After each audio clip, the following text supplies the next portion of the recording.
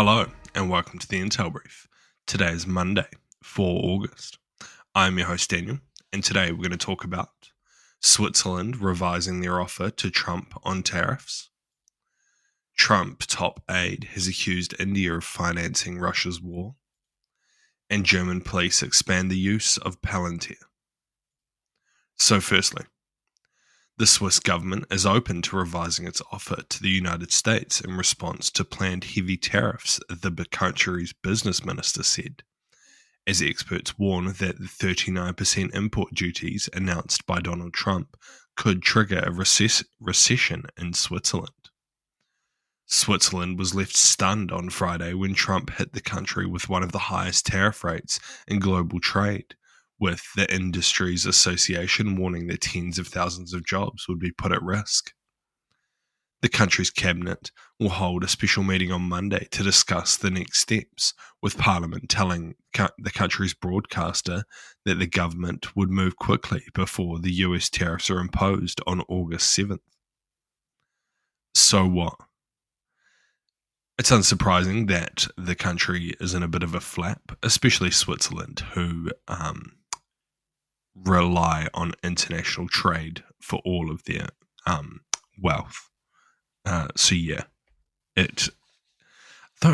I wonder what Switzerland actually makes and sells to the US, or are these tariffs going to target the financial sector, which is, famously Switzerland's biggest money maker.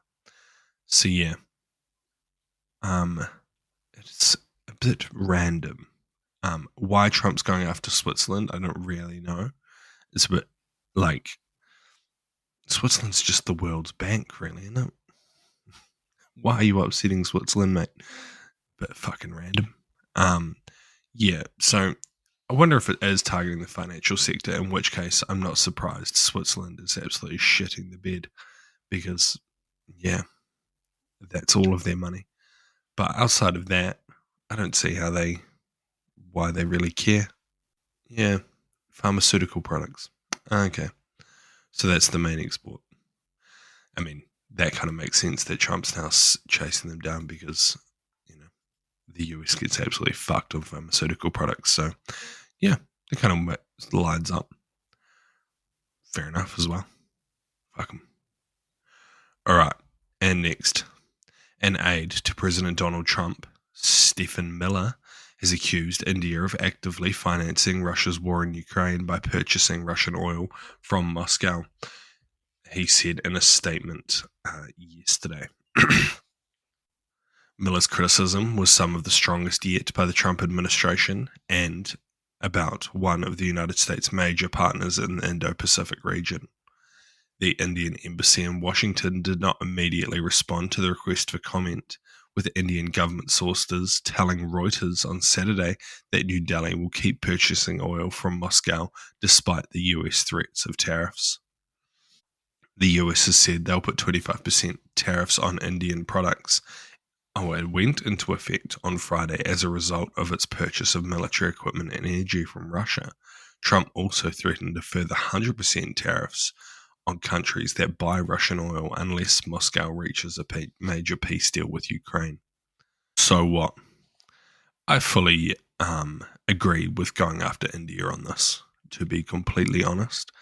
It's highly likely that the money that India is paying to Russia is one of the key things holding their economy together and allowing them to continue their war in Ukraine. So trying to target India and push them away from this oil purchase is a good move, in my opinion. Will it work? That's currently unclear, but it is one way of driving the relationship apart. And it's also unlikely that this will push India further towards the BRICS agreement, which they're already a part of. But they still have their geopolitical tensions with China, so they still need to somewhat warm up to the US to alleviate that. So yeah, a good move. I like it. And lastly, the surveillance software called Gotham, developed by US company Palantir, has been billed as an all-rounder. Gigantic amounts of data can be brought through at lightning speed. and it only takes a few seconds to satisfy a police officer's request, giving them name, age, address, fines, and criminal record, in combination with selected cell phones and contents of scanned social media channels. A comprehensive profile of any person can appear in an instant. With the help of AI, this surveillance tool developed by the company it seems like a dream come true for police. Currently, 3 of Germany's 16 federal states use Palantir, with one more planning to implement it soon. However, according to privacy advocates and civil rights organizations, it comes with a big problem. Along with those suspected of crimes, it can also ensnare innocent people. So what? Palantir is just a tool. I don't understand why people get super barred up about it. It's just a tool. It's like any tool. It's like any kind of system that police were using before the rise of AI, and it will be like any kind of tool that they use going forward.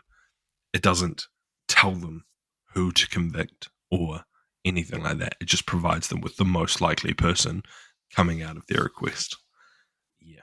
I've used Palantir in the past, and I don't think it is this big bad demon company that's hiding in the closets that's like attempting to ensnare everybody. It's just a tool that gives you the most likely results as part of your parameter. And like anything, it can be wrong, but so can any other tool. And that's why you have humans making the decisions at the end of the day. I do have issues with like its use within targeting for like network analysis and deciding who is the key person within a node. But again, if it's just giving you recommendations and those recommendations can be like sorted through and like you can look through as an analyst, then that's great. It's just all it is a tool speeding up a process. Yeah. Well, random story for this morning. Sorry, I was kind of running out of ideas. So yeah, thank you for listening. I've been your host, Daniel, and I'll see you again tomorrow. See you.